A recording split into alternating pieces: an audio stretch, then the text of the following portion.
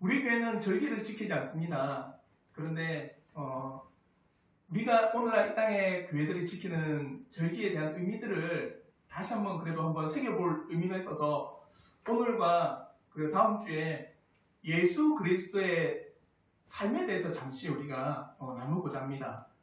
그리고 오늘날 많은 시내나 길거리에 가면은 음악이 흐르고 있습니다. 어떤 음악이 흐릅니까? 캐롤송이 흐릅니다. 그러면 꼭 연말이 왔고 또 때로는 한 해를 또 돌아보면서 우리가 어떻게 보냈는지 때로는 그 연말이라고 하는 그 주는 그 즐거움이 항상 있기는 해요. 근데 우리는 이 성탄절이 되었다, 예수께서 이 땅에 오셨다라는 그 사실을 과연 우리 성도들에게 어떤 의미가 있는지를 정말 그 깊은 의미를 우리가 묵상하고 나가야 될 줄 믿습니다. 그러면 예수 그리스도의 삶의 그 삶의 모든 걸음을 딱 두 단어로 요약한다면 예수께서는 이 땅에 낮아지셨다. 그리고 예수 그리스도께서 이 땅에서 높아지셨다라고 우리는 요약할 수 있어요. 예수 그리스도가 낮아지셨다라고 하는 것은 바로 사람의 몸을 입고 오신 그 자체입니다. 그와 더불어서 그 사람의 몸을 입고 십자가에서 죽으셨다. 그와 더불어서 그는 장사 지냈다. 한마디로 장례를 치르셨다. 이게 예수 그리스도의 낮아지심이에요. 그리고 예수 그리스도의 높아지심은 뭐냐? 죽음을 이기시고 부활하셨다. 그래서 우리가 매주 예배 드리는 게 무슨 날인지 아십니까? 부활절입니다. 매주 주일이 부활절이에요. 왜? 안식 후 첫날 새벽에 주님이 부활하셨거든요.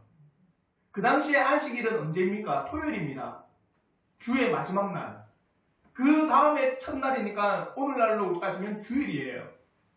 그래서 우리가 매주 주일을 부활절과 같이 기쁨으로 드리는 겁니다. 주님이 부활하셨습니다. 그와 더불어서 승천하셨습니다. 고향으로 가신 거죠. 본래의 자리로. 그리고 하나님 보좌 우편에 앉으셨습니다.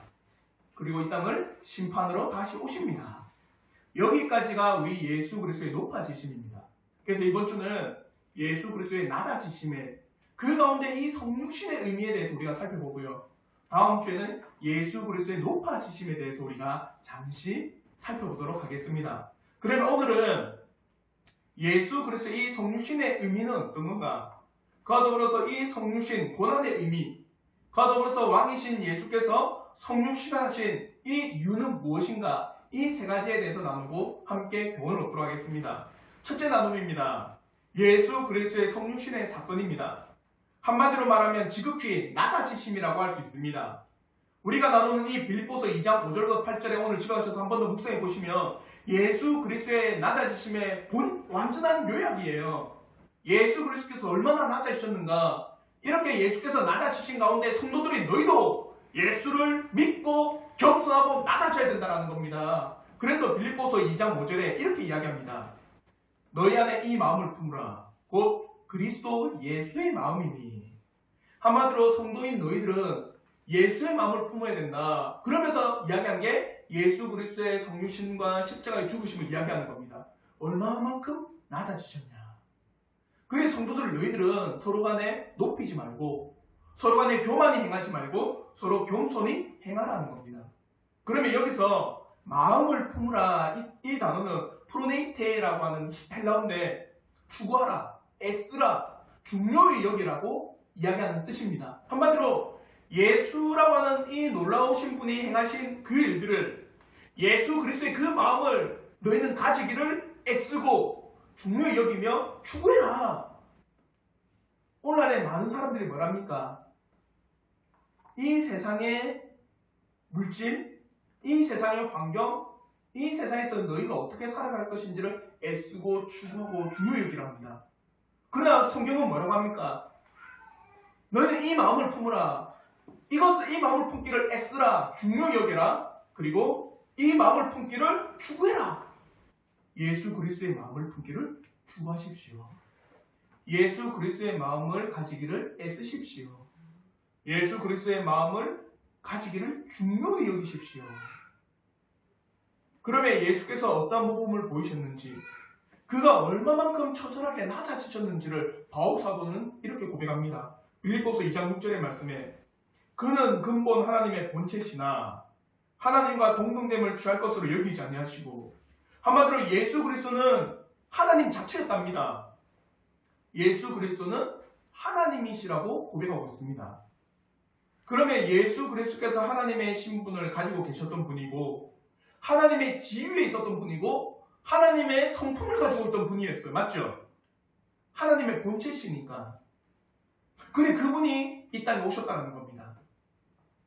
단순하게 이렇게 이야기하면 별로 감흥이 없죠. 예수께서 육신을 입고 이 땅에 왔다. 하나님 되신 그분이 이 땅에 내려올 수 있겠다. 별로 감흥이 없지만 구약과 신약의 말씀을 들어서 그 사실을 비춰보면요. 이것이 얼마나 대단한 사건인가를 알 수 있습니다. 구약 때 보시면요. 모세에게 하신 하나님의 말씀이 있습니다. 출애굽기 19장 21절의 말씀에 우리 다 같이 한번 읽어보도록 하겠습니다. 출애굽기 19장 21절 말씀 다 같이 읽겠습니다. 시작. 여호와께서 모세에게 이르시되 내려가서 백성을 경고하라. 백성이 밀고 들어와 나 여호와께로 와서 보려고 하다가 많이 죽을까 하노라. 자요. 시내산에 올라갔습니다. 시내산에 올라갔는데 구름의 영광이 가려지고 그래서 하나님의 인자심을 많은 백성들이 보려고 우르르 몰려갈까봐 모세에게 경고하는 겁니다. 백성들이 이곳에 올라오지 못하게 해라. 왜 그러냐? 나를 보고 어떻게 된다는 겁니까? 죽을까 하노라. 한마디로 하나님이 그 본체를 본 순간 죽음을 맞이할까 두려운 가운데 올라오지 못하게 하라는 겁니다. 또요. 삼손의 아버지 마노아, 그 마노아의 고백 한번 들어보십시오. 사사기 13장 21절로부터 22절의 말씀에 여호와의 사자가 마노아와 그 아내에게 다시 나타나지 아니하니 마노아가 이에 그가 여호와의 사자인 줄 알고 그 아내에게 이르되 우리가 하나님을 보았으니 반드시 죽으리로다.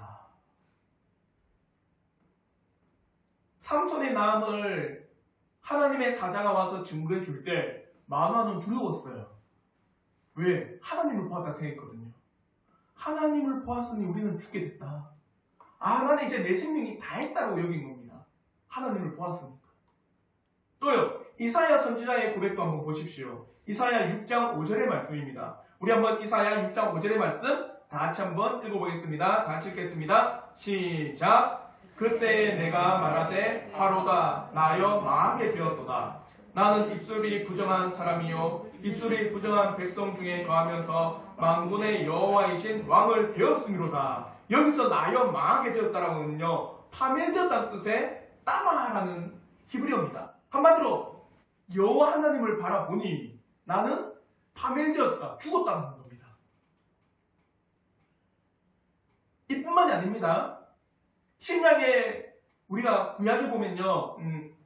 3대 의인이 있어요. 성경에 보면요. 노아, 다니엘, 욥을 3대 의인이랍니다. 그 가운데 다니엘의 고백을 한번 보십시오. 다니엘 10장 5절부터 8절에 이렇게 말합니다. 그때 내가 눈을 들어 바라본즉. 자, 다니엘이 환상 가운데 눈을 들어 바라봤어요. 어디를 바라봤느냐?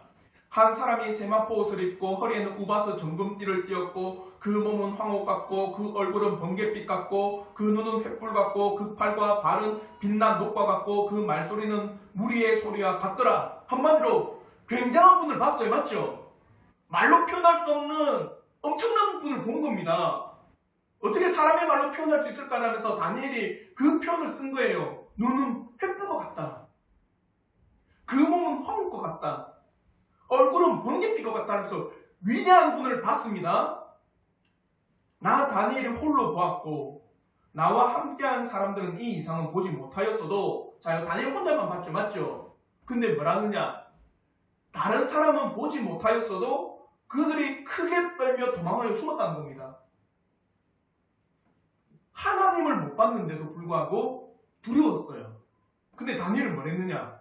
그러므로 나만 홀로 있어서 이 큰 이상을 볼 때 내 몸에 힘이 빠졌고 나의 아름다운 빛이 변하여 썩은 듯하였고 나의 힘이 다 없어졌나니. 자기가 썩어 문드러졌다는 겁니다.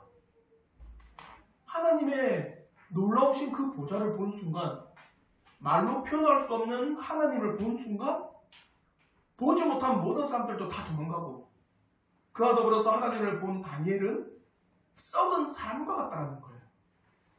하나님의 임재를 경험했던 모세, 그와 더불어 마노아, 그와 더불어 다니엘, 이사야 모든 사람의 고백이 뭡니까? 나는 죽게 됐다는 겁니다. 신약도 마찬가지입니다. 반모섬에 갔던 사도 요한의 말입니다. 사도 요한이 반모섬에서 환상을 보는데 다니엘과 비슷해요. 하나님의 보좌의 환상을 봅니다. 그러면서 요한계시록 1장 17절에 이렇게 말씀합니다. 내가 볼 때 그 발 앞에 엎드려져 죽은 자 같이 되매. 사도 요한의 환상을 보는데 하나님 보좌를 봤어요. 그 보좌를 보자마자 그 발 앞에 엎드려져 죽은 자 같이 되었답니다. 여기서 자요, 우리의 성경은요 글로 되어 있습니다. 맞죠? 그림으로 되어 있지 않습니다. 그래서 혹여나 그림 성경을 보면 이걸 어떻게 그려놓은지 아세요? 사도 요한이요 그냥 이렇게 엎드린 게 아니라 어떻게 엎드린지 아세요? 개구리가 죽으면서 뻗죠, 맞죠? 바닥에 그대로 납작 엎드려서 온몸이 바닥에 붙어있는 그림을 그립니다. 그렇게 엎드려진 거예요. 완전히 낮아진 겁니다. 죽은 자 같이 되었대요. 거룩하신 여호와 하나님의 임재를 경험한 사람들의 공통적인 반응은요, 죽은 자처럼 되었다라는 반응입니다. 죽음이 찾아올 것 같은 두려움에 휩싸인다라는 생각입니다. 죄와 허물로 얼룩지며 부정한 존재인 인간이 거룩하신 영광의 하나님을 감당할 수 없기 때문에 하나님을 보면 난 이제 죽었다라고 표현하는 거예요. 근데 잘 보십시오. 하나님의 본체이신 예수입니다. 맞죠? 그 하나님의 본체이신 예수께서 우리 사람의 눈에 보이셨어요. 두려워야 됩니다. 맞잖아요. 두렵고 그 하나님의 어미 앞에 납작 엎드려야 되고, 예수 그리스도의 그 성육시한 사건을 통하여서 우리는요 깊은 때로는 하나님 앞에 비추지 못한 우리의 죄성 때문에 그분 앞에 철저히 낮아져야 된다는 거예요. 근데 사람들이 어떻답니까? 참된 하나님이 되시는 예수 그리스도께서 이 땅에 오셨는데도 불구하고 사람들이 참된 하나님이 되신 예수 그리스도를 지금 어떻게 대하고 있습니까? 구약에서 하나님이라고 하는 존재에 대해서 결코 바라보아서는 살 자가 없는 너무나도 두렵고 엄숙하고 엄미하고 경외하기에 마땅하신 분이 이 땅에 오실 때 완전히 멸시와 천대와 버림을 당하였다는 사실입니다. 그러면 이사야 53장 3절에 이렇게 고백합니다. 우리 한번 이사야 말씀 53장 3절의 말씀 한번 다 같이 한번 읽어보겠습니다. 다 같이 읽겠습니다. 시작. 그는 멸시를 받아 사람들에게 버림받았으며 강고를 많이 겪었으며 질고를 아는 자라. 마치 사람들이 그에게서 얼굴을 가리는 것 같이 멸시를 당하였고 우리도 그를 귀히 여기지 아니하였도다. 이상하죠? 수많은 사람들이 하나님을 볼 때 엎드리고 죽은 것 같이 여겼고 자기는 썩은 자와 같이 썩어졌다라고 하는데, 하나님의 본체이신 예수께서 이 땅에 왔는데도 불구하고 많은 사람들은 나는 이제 죽었구나, 그분 앞에 엎드리거나 나는 이제 썩었구나 라고 하지 않고 그를 멸시합니다. 또요, 요한복음 1장 9절부터 11절의 말씀에 이렇게 말씀합니다. 참빛 곧 세상에 와서 각 사람에게 비추는 빛이 있었나니 그가 세상에 계셨으며 세상은 그로 말미암아 지은 바 되었으되 세상이 그를 알지 못하였고 자기 땅에 오매 자기 백성이 영접하지 아니하였으나. 아이러니입니다. 세상이 예수 그리스도로 말미암아 지음을 받았습니다. 세상의 주인이 바로 예수 그리스도이십니다. 세상이 존재할 수 있는 것도 바로 예수 그리스도 때문에 존재할 수 있습니다. 이것은 다른 것이 아니라 우리가 존재할 수 있는 유일한 이유도 누구 때문입니까? 예수 그리스도 때문입니다. 우리가 지금 호흡할 수 있는 것 누구 때문입니까? 예수 그리스도 때문입니다. 그런데 예수 그리스도께서 오셨지만 자기 땅에 왔습니다. 자기가 만든 사람들에게, 본인이 만든 이 땅에 오셨지만 많은 사람들이 어떻게 했습니까? 무시했습니다. 성육신 사건은요, 하나님 되시는 두려움고 그 어미 앞에 무릎 꿇고 그분의 엄청난 그 모습 가운데 우리가 자복해야 되는데 마땅한데도 불구하고 많은 사람들이 멸시하고 천대하고 조롱하며 그분을 인정하지 않는 그 사건이 되어버린 거예요. 예수 그리스도의 성육신은 지극히 높으신 하나님의 엄청난 권위와 능력을 버리사 낮아지신 사건입니다. 이 땅의 하나님이 되시고 참된 주인이 되신 분께서 종으로 피조물로 이 땅에 오신 위대한 낮아짐의 사건이 성육신의 사건이에요. 그래서 저는 우리 성도들이 크리스마스라고 하면 참 행복합니다. 맞죠? 서로 선물도 주고받고 또 때로는 뭐 연인들과 데이트하는 그런 날로 여기는 많은 사람들이 여기고 있어요. 그러나 우리는요, 이 크리스마스 성탄절이 다가온다면 얼마나 이 처절하게 낮아지셨느냐, 우리 주 예수께서. 하나님의 본체인데도 불구하고 그것을 버리사 지극히 천하고 천한 멸시받는 그 육신의 몸을 입고 오셨다는 사실을 꼭 묵상하기를 저는 진심으로 바랍니다. 하나님 앞에 영광과 엄청난 권위 앞에 우리가 무릎 꿇어야 되는데도 불구하고 우리는 그렇게 하지 않는다는 사실에 우리는 가슴을 치고 애통해야 돼요. 온 세상이 하나님 앞에 무릎을 꿇어야 되는데 불구하고 그러지 못한 현실 앞에 우리는요, 가슴 치며 통곡해야 됩니다. 그러면 우리도 낮아지셔야 돼요. 이게 성육신 사건입니다. 그리고 두 번째, 그러면 이 성육신 사건의 의미, 이 고난의 의미에 대해서 한번 살펴보고자 합니다.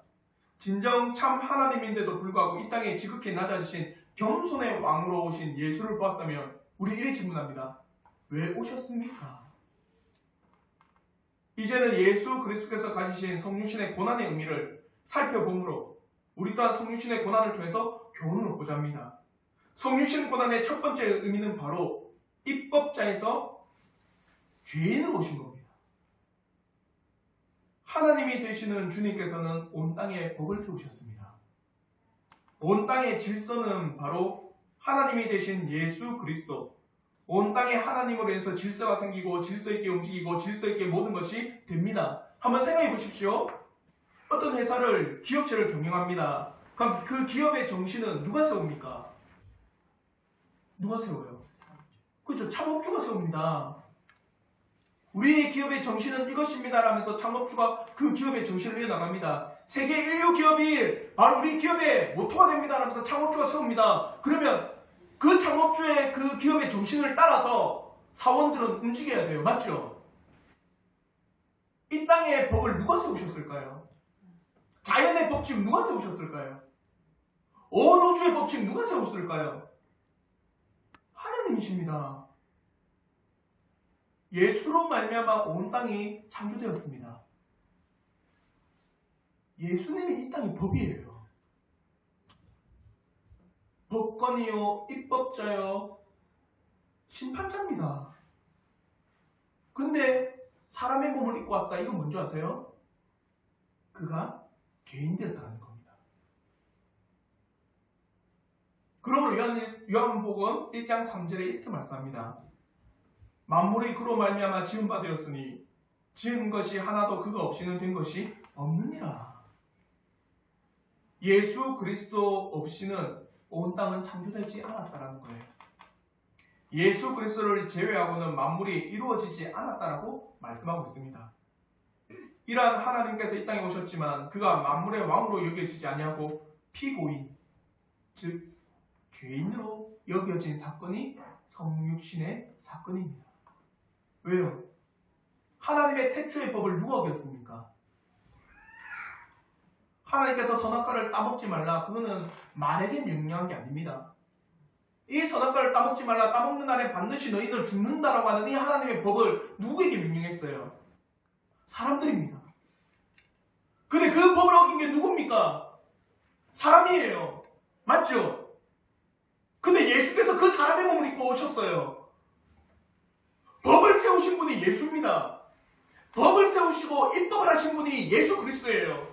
근데 그 법을 어긴 자가 사람입니다. 근데 그 사람의 몸을 입고 오셨어요. 놀랍지 않습니까? 입법자인데도 불구하고 죄인의 몸을 입고 오셨어요. 그가 법을 세웠고 그가 질서를 만들었고 그가 모든 만물의 운행을 만들었는데도 도리어 죄인된 그리고 죄를 범한 하나님의 법을 어긴 그 사람이 되셔서 고소를 당하시고 잡히시고 피고인으로 여기게 되었습니다. 이것이 바로 예수 그리스도의 성육신 사건의 첫 번째 의미입니다. 그러면 저는 오늘날 많은 사람들이 캐롤이 흘러가는 이 시대 가운데 많은 사람들이 즐거워할 때 우리는요, 참된 입법자 되신 그분께서 죄인들의 몸으로 오셨다는 사실을 기억하길 바라요. 그러면 이사야 53장 6절도 이렇게 말씀합니다. 우리는 다 양 같아서 그릇 행하여 각기 제 길로 갔거늘 여호와께서는 우리의 모든 죄악을 그에게 담당시키셨도다. 이게 성육신의 의미입니다. 사람이 지은 죄 사람으로 담당하기 위해서 참된 하나님의 본체이신 예수께서 사람의 몸을 입고 오셨어요. 놀라운 사건입니다. 그리고 성육신 사건의 두 번째 의미는 뭐냐? 부요함에서 가난함으로 떨어지신 사건입니다. 예수 그리스도는 하나님이십니다. 맞죠? 예수 그리스도는 모든 만물의 주인이십니다.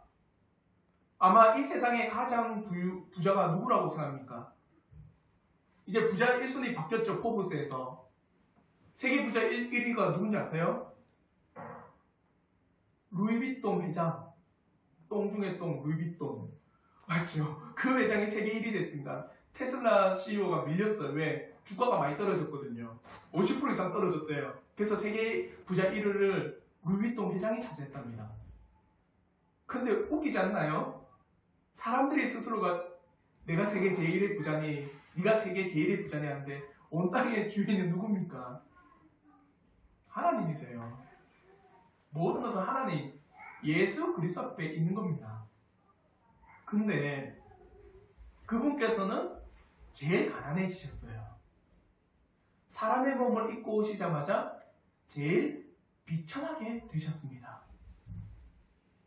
그러면 고린도전서 15장 27절에 이렇게 말씀합니다. 만물을 그의 발 아래 두셨다 하셨으니 만물을 아래에 둔다 말씀하실 때 만물을 그의 아래에 두시니가 그 중에 들지 아니한 것이 분명하도다. 만물이 예수의 발 앞에 있습니다. 발 아래에 만물이 놓여져 있어요. 그래서 온 땅의 만물은요 예수의 소유입니다. 아무리 사람이 이 땅에서 내가 세계 제1의 부자니 네가 세계 제1의 부자니 해도 쓸모가 없어요.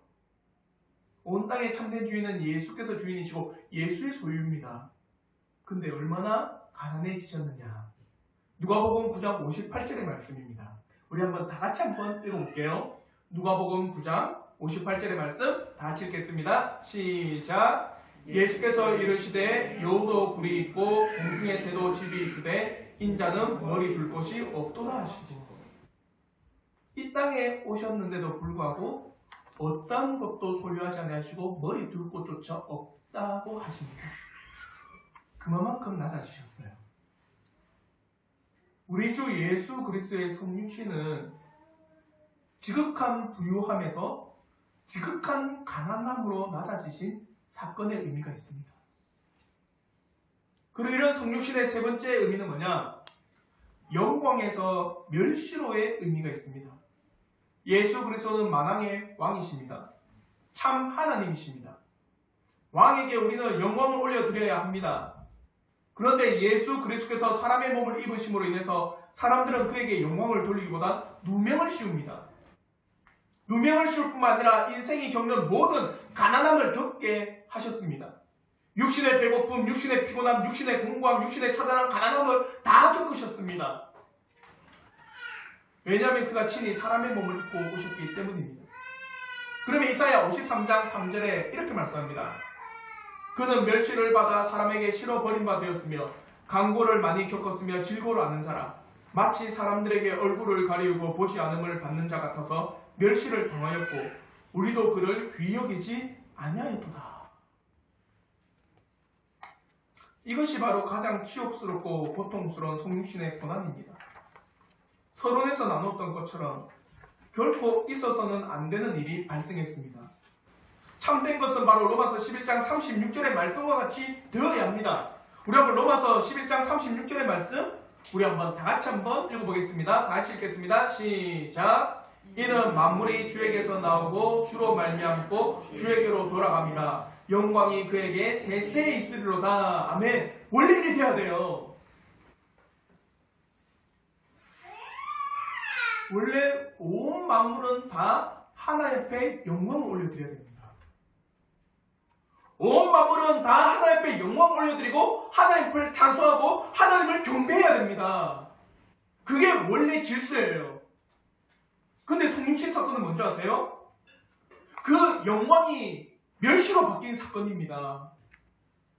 죄인된 사람의 몸을 입으심으로 말미암아 영광 받으셔야 될 그분께서 죄인 취급받으시고 그 영광에서 멸시로 떨어진 사건의 의미가 있어요.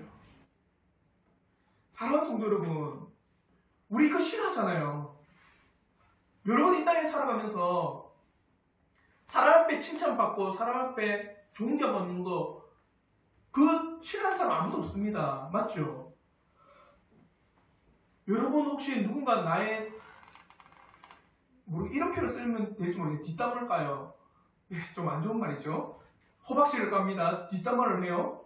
그거 좋아하는 사람 아무도 없습니다. 나를 흉보고 나를 욕하며 나를 멸시하고 나를 어찌 보면은 안 좋게 표현하고 안 좋게 말하는 것 들을 때 기분이 상하는 게 모든 사람의 마음입니다. 모든 사람은요 나를 칭찬해 주길 바라요. 모든 사람은 나를 존경해 주길 바랍니다. 모든 사람은 나를 존중해 주길 바라요. 물론 존중해 줘야죠.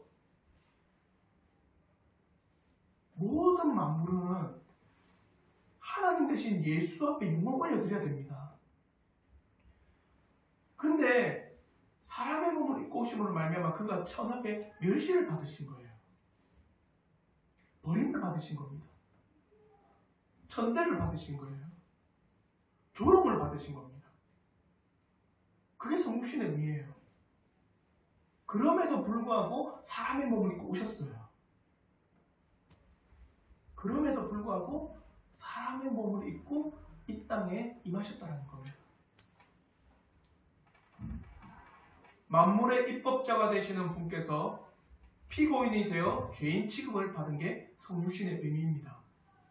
모든 만물이 바로 주님의 것임에도 불구하고 그는 이 땅에 오셔서 극심한 가난과 곤고함과 질고와 강구를 겪으신 게 성육신의 의미입니다. 그가 바로 만물을 통해서 영광을 받으셔야 했음에도 불구하고 사람의 몸을 입으심으로 인해서 극심한 고난과 멸시와 천대를 당한 게 성육신의 의미입니다.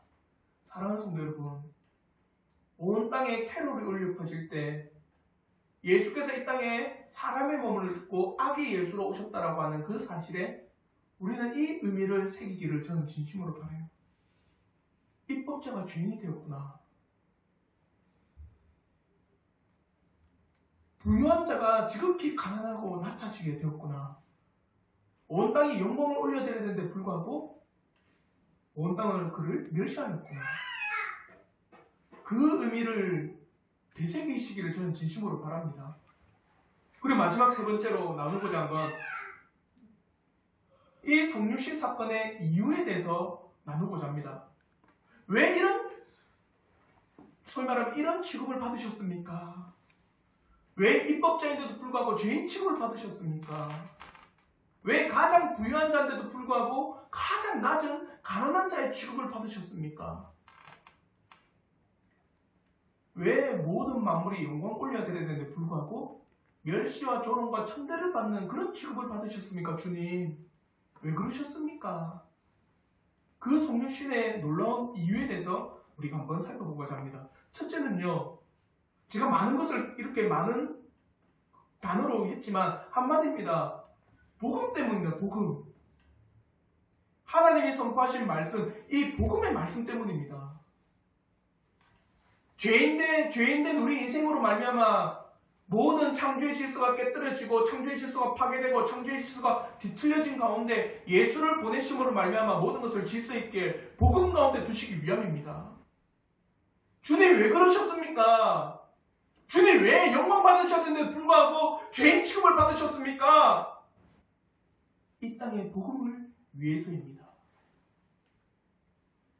그러므로 창세기 3장 15절의 이 말씀, 우리 한번 창세기 3장 15절 말씀, 이 말씀을 한번 다 같이 한번 정말 진심 어린 마음으로 함께 읽어보겠습니다. 창세기 3장 15절 말씀 다 같이 읽겠습니다. 시작. 내가 너로 여자와 원수가 되게 하고 너의 후손도 여자의 후손과 원수가 되게 하리니 여자의 후손은 내 머리를 상하게 할 것이요 너는 그의 발꿈치를 상하게 할 것이니라 하시고, 이 말씀 때문이에요. 복음 때문입니다. 성부 하나님께서는 이 땅에 복음을 외치셨어요. 이 땅에 모든 원수로부터 너희들을 건져주겠다라고 복음의 말씀을 하셨습니다. 근데 그 복음의 말씀을 하셨지만 메시아를 보내지 않습니다. 그러면 신뢰를 못합니다. 하나님에 대해서. 맞죠? 여러분 혹시 말과 행동이 다른 사람 신뢰가 됩니까? 언행이 불일치됩니다. 그럼 그런 사람을 신뢰할 수가 없습니다. 하나님이 이 땅을 다시 재창조하겠다, 회복하겠다는데 그 회복할 수 있는 그 놀라운 구원자를 보내지 않습니다. 신뢰가 안 됩니다. 하지만 하나님께서는 이 땅에 복음의 메시아를 보낸다는 그 말씀 그 자체로 이 땅에 복음된 메시아를 보내셨습니다. 사랑하는 성도 여러분, 이 세상에 인간으로 오신 그리스도는 오직 하나님의 이 복음의 영광을 위해서 고난받으시고 대속의 제물이 되신 겁니다. 주님, 왜 사람의 몸을 입고 오셨습니까? 바로 복음 때문입니다. 그리고 두 번째, 이 복음이 뭐냐? 사랑하는 성도 여러분, 우리의 원수인 사탄을 결박하기 위해서입니다. 왜 주님 오셨습니까? 바로 이 사망의 세력인 사탄을 결박하기 위해서 이 땅에 오셨습니다. 예수 그리스도는 사탄 마귀와 싸우고 사탄을 물리치며 사탄의 권세를 깨뜨려 사탄을 그 발 아래 복종하게 하기 위해서 이 땅에 오신 겁니다. 그러므로 히브리서 2장 14절에 이렇게 말씀합니다. 자녀들은 혈과 육에 속하였음에 그도 또한 같은 모양으로 혈과 육을 함께 지니심은 죽음을 통하여 죽음의 세력을 잡은 자 곧 마귀를 멸하시라. 왜 주님은 사람의 몸을 입고 오셨습니까? 첫째는 복음 때문입니다. 그 복음이 무엇입니까? 바로 이 땅에 사람의 원수된 사탄을 그 발 아래 굴복하기 위해서. 사랑하는 성도 여러분, 기뻐하십시오. 이제 예수께서 이 땅에 오심으로 말미암아 사탄은 굴복당한 겁니다. 사랑하는 성도 여러분, 기뻐하시고 즐거워하십시오. 우린 단순히 캐롤을 들었기 때문에 즐거워하는 게 아닙니다. 무엇 때문에 즐거워합니까? 우리의 원수된 사탄이 예수의 발 앞에 굴복하기 때문입니다. 그게 바로 예수께서 성육신 사건의 의미, 이유예요. 그게 복음입니다. 우리의 원수된 사탄을 결박하기 위해서. 이제 사탄은 그 발 아래 엎드립니다. 예수 그리스도께서 십자가를 지심으로 말미암아 그가 죽으심으로 말미암아 사탄은 모든 것을 부정이제 당한 겁니다. 사탄은 예수의 발 앞에 꿇어 엎드리게 되었어요. 그리고 세 번째, 이 성육신에 왜 육신을 입고 오셨습니까? 그러므로 그 사탄의 결박에서 죄인된 우리를 건지기 위해서예요. 사랑하는 성도 여러분, 이게 복음이에요. 사탄과 죄는 우리를 속박하고 있어요. 사탄은 끊임없이 우리의 마음에 외치고 있습니다. 너는 죄인이야. 죄인이기 때문에 하나님의 심판과 저주와 형벌을 당해야 돼. 너는 하나님의 법을 어겼어. 그러므로 말미암아 너는 하나님의 법 안에서 어긴 그 법 안에서 영원한 저주를 당해야 돼. 이게 사탄이 늘 우리의 마음에 속삭이고 있습니다. 그런데 예수께서 성육신하심으로 말미암아 사탄을 짓밟으셨어요. 그리고 예수의 그 놀라운 성육신 사건으로 말미암아 믿는 자들에게 사탄의 그 결박에서 건져 주셨습니다. 그러므로 에베소서 2장 1절에 이렇게 말씀합니다. 그는 허물과 죄로 죽었던 너희를 어떻게 해요? 살리셨도다. 자, 기억하십시오.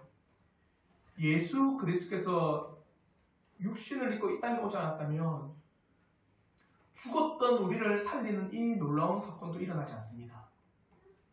예수 그리스도께서 육신을 입고 이 땅에 오지 않았다면 사탄 또한 결박하지 못합니다.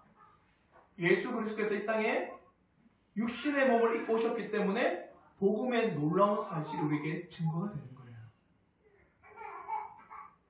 이 땅의 모든 사람들은 공중권세 잡은 사탄의 종로 타며 살아가던 진노의 대상이요 의인은 없나니 하나도 없다라고 말씀을 하십니다. 그러므로 그리스도께서 이 세상에 오신 것도 의인을 부르러 오신 것이 아니요 죄인을 불러 회개시켜 하나님의 자녀로 만드시기 위해 이 땅에 오셨음을 분명하게 말씀을 하십니다. 그러므로 히브리서 2장 15절에서도 또 죽기를 무서워함으로 한평생 매어 종노릇하는 모든 자들을 놓아주려 하시니, 사랑하는 성도 여러분, 온 세상에서 성탄절을 맞이하여 예수 그리스도의 나심을 기뻐하고 있을 때 우리는 그 기쁨의 진정한 의미를 깨달으셔야 됩니다. 종노릇한 모든 자들을 놓아주기 위해서 예수께서 이 땅에 오셨습니다. 사탄의 종노릇하는 모든 자들을 해방시키기 위해서 예수께서 이 땅에 오셨습니다. 이게 성육신의 의미예요. 따라서 하나님의 아들 예수 그리스도를 영접하는 자에게는 생명이 있습니다. 예수 안에 있음으로 새 생명을 얻고 새로운 피조물로서 하나님의 자녀된 권세를 갖고 하늘의 영원한 기업의 후사로서 영광스러운 삶을 살아가게 되는 것이 바로 예수를 믿는 자의 삶의 마지막입니다. 그러므로 요한복음 1장 12절에 이런 말씀합니다. 영접하는 자, 곧 그 이름을 믿는 자에게는 하나님의 자녀가 되는 권세를 주셨으니. 이게 어떻게 이루어졌을까요? 예수께서 이 땅에 오셨기 때문입니다. 예수께서 이 땅에 오셨기 때문에 하나님의 자녀가 되는 권세를 얻을 수 있었어요. 이제 성육신 사건의 네 번째 뭐냐? 인류를 향한 하나님의 사랑을 나타내신 놀라운 사건입니다. 그럼 요한복음 3장 16절의 말씀에도 하나님이 세상을 이처럼 사랑하사 독생자를 주셨으니 이는 그를 믿는 자마다 멸망하지 않고 뭘 얻게 하기 위해서 영생을 얻게 하려 하심이라. 하나님이 세상을 이렇게 사랑하셨습니다. 그 사랑의 증거가 예수 그리스도의 성육신이에요. 하나님이 세상을 이렇게 사랑하셨습니다. 무엇으로요? 독생자이신 예수께서 사람의 몸을 입고 이 땅에 오셔서 사탄을 무찌르시고 사탄의 결박으로서 우리를 해방시키시고 우리에게 영생을 주시며 하나님의 사랑을 나타내셨습니다. 하나님의 사랑의 증거예요. 성육신이요.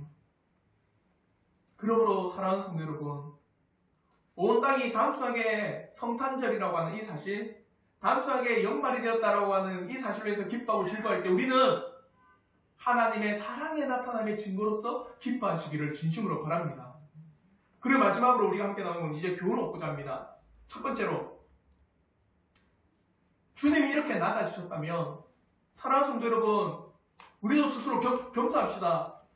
우리도 서로 간에 겸손하며 때로는 하나님 앞에 철저히 낮아지는 하나님의 백성이 되기를 저는 진심으로 바랍니다. 성육신하신 예수 그리스도를 그 시대에 많은 사람들이 멸시하고 조롱하고 핍박하고 외면하고 돌았었지만 우리는 예수 그리스도의 성육신을 통하여서 우리는 그 앞에 낮아지고 철저히 그 앞에 무릎 꿇는 하나님의 백성이 되기를 저는 진심으로 바랍니다. 우리는 하나님 앞에 선다는 것에 대해 대수롭지 않게 여기고 있는 건 아닌가. 사랑하는 성도 여러분, 우리는 예배 자리로 나왔습니다. 맞죠? 예배 드리러 나왔습니다. 누구 앞에 나왔습니까? 하나님 앞에 나온 거예요. 이건 대수로운 게 아닙니다. 구약을 보든 신약을 보든 정말 하나님의 보좌 앞에 나왔던 사람들의 모습 어땠습니까? 죽을 것 같다. 죽을 것 같대요. 우리가 하나님 앞에 나간다라는 이 사실, 예수 앞에 나간다는 이 사실 앞에 이 마음을 품길 바랍니다. 겸손의 마음. 정말 겸손의 마음을 품길 바라요. 우리는 믿음의 눈으로 우리 주 예수 그리스도께서 육신의 몸을 입고 이 땅에 오셨음을 고백합시다. 그리고 우리는 지금 하나님 앞에 나아간다라고 나와 있습니다. 하나님의 존전, 하나님의 앞, 하나님의 얼굴을 뵙는다는 것이 얼마나 엄숙하고 거룩한 일인 것을 우리가 마음으로 고백하기를 진심으로 바랍니다. 하나님의 존재에 대한 부분을 우리가 안다면 하나님 앞에 나가는 것이 우리가 어떠한 자세로 나아가야 할지를 우리가 깨달을 수가 있는 겁니다. 둘째로, 성육신의 고난이 주는 인류를 향한 하나님의 사랑과 은혜를 보십시오. 우리 주 예수 그리스도께서 성육신하심으로 인해서 진정 참으로 고난을 당하셨습니다. 이 사건을 통해서 우리는 한없는 위로를 얻을 수 있습니다. 우리 주 예수 그리스도께서는 그가 누리셨을 모든 선한 것들과 더불어 최고의 행복과 기쁨을 잃는 고난을 당하셨습니다. 사랑하는 성도 여러분, 때로는 우리가 이 땅에서 얻을 수 있는 육신의 최고의 기쁨을 잃을 수도 있습니다. 우리가 구원의 놀라운 은혜를 경험한다면, 그러나 이 땅에서 얻는 그 기쁨을 잃을지라도 최고로 행복한 사람이 될 줄 믿습니다. 또한 우리 주 예수 그리스도께서는 우리의 본성의 모든 연약함들, 그는 줄이셨고 목마르셨고 피로를 느끼셨고 슬픔과 괴로움을 당하셨습니다. 극도의 궁핍과 머리 둘 곳 없다고까지 여기는 그런 고난을 당하셨습니다. 사람의 몸을 입으심으로 인해서 그는 무한한 모욕과 치욕과 비방과 중상과 조롱과 시기와 신선 모독과 거부와 배척을 당하셨습니다. 또한 우리 주 예수 그리스도께서는 가장 치욕스럽다고 여기시는 십자가의 죽음을 당하셨습니다. 왜냐하면 우리 때문입니다. 죄인된 우리 때문에 이러한 수치와 치욕과 십자가의 죽음과 육신으로 이 땅에 오신 사실입니다. 그러면 하나님의 지극한 사랑과 은혜를 예수 그리스도의 이 성신을 통해서 깨닫고 경험하는 은혜가 있기를 진심으로 바랍니다. 마지막 세 번째입니다. 성육신 사건의 이유를 통한 하나님의 사랑과 긍휼과 진노의 무한함에 그 형벌의 극심한 죄가 얼마나 두려운 것인가를 깨달아야 합니다. 사랑하는 성도 여러분, 죄를 즐거워하지 마십시오. 하나님 앞에 죄를 짓는다고 하는 것을 즐거움으로 행하지 않아야 됩니다. 그 죄 때문에 누가 오신 거예요? 독생자이신 예수께서 오신 거예요. 그 죄 때문에 하나님이 되신 예수께서 사람의 몸을 입고 이 땅에 오신 겁니다. 죄가 얼마나 하나님과 우리 사이를 멀어지게 하였는가? 죄가 얼마나 하나님과 우리 사이를 갈라놓았는가? 죄가 얼마나 하나님의 진노를 불러일으키는가? 그것이 바로 이 성육신 사건을 통해서 우리가 깨달아야 됩니다. 사랑하는 성도 여러분, 우리는 우리 주 예수 그리스도의 성육신을 통해서 그만큼 하나님의 진노하심이 얼마나 큰가? 우리가 그것을 깨닫고 애통하기를 진심으로 바랍니다. 우리가 저지른 죄악의 잘못이 얼마나 하나님의 영원한 법을 어기고 그를 진노케 하였는지 우리가 알아야 할 뿐만 아니라 가슴을 치고 애통해야 합니다. 그리고 하나님의 진노에 따른 형벌이 바로 참 하나님이 되시는 예수 그리스도께서 이 땅에 오시도록 하였다는 사실을 깨달아야 합니다. 하나님의 극심한 진노와 하나님의 무한한 형벌의 영원함은 바로 예수 그리스도의 성육신의 사건을 통해서 여실히 드러나는 것입니다. 그런데 이제 예수 그리스도께서 이 땅에 오셔서 이 모든 진노를 거두게 하신 겁니다. 감사할 뿐입니다. 예수 그리스도께서 이 땅에 오심으로 인해서 하나님의 극심한 형벌을 우리에게 내리지 않는 은혜를 믿는 우리들에게 베푸셨습니다. 이 사실을 믿음으로 고백하는 이 자리에 우리 모든 성도들 되길 진심으로 바랍니다. 사랑하는 성도 여러분, 예수 그리스도의 이 성육신의 사건은 하나님의 진노가 얼마나 극심한가? 그러나 예수 그리스도에게 이 모든 진노를 다 담당시키심으로 말미암아 그것을 믿는 하나님의 자녀들을 그 죄에서 건지셨다라는 사랑과 은혜의 사건이라는 겁니다. 그와 더불어 하나님의 놀라운 복음을 우리에게 나타나신 사건이 바로 이 예수 그리스도의 성육신의 사건입니다. 이 놀라운 은혜가 우리 모든 성도들의 은혜가 되기를 주님의 이름으로 축원합니다.